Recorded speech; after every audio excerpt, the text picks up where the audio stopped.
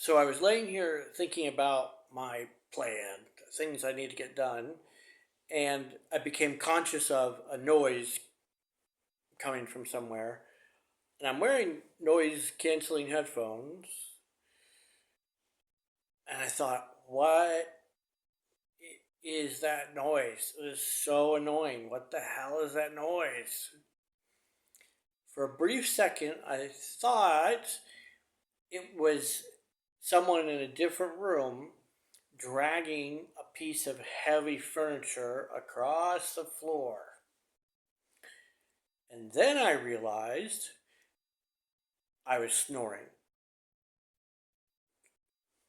I wasn't thinking anymore. I had fallen asleep, and my snoring was waking me back up.